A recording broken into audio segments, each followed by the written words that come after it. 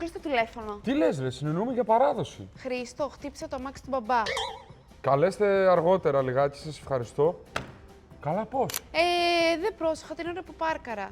Ωχ, Να και καθώς έκανα άλλη μία προσπάθεια. άλλη μία. Καλά, πόσες είχες κάνει. 1, 2, 5, 9. Δεν θυμάμαι.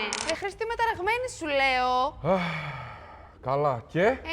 Και άκουσα ένα γκντου. Και στον πανικό μου βάζω όπισθεν και ακούω ένα γκνταπ και... Και άρχισες να παίζεις drums με τα αμάξια. Σταμάτα να κοροϊδεύεις. Το έκανα 2-3 φορές ακόμη αυτό. Ωραία.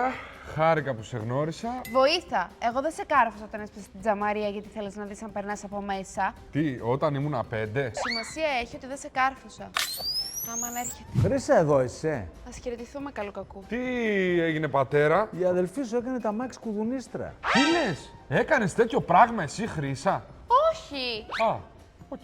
Τι οκ, ξέρεις πώς έχει γίνει. Ναι, αλλά γιατί να το έκανε η Χρύσα. Τι?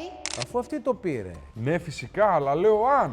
Αν, έτσι όπως ξεπάρκαρε, τη χτύπησε πρώτα ο μπροστινός και μετά από πίσω. Αυτό έγινε.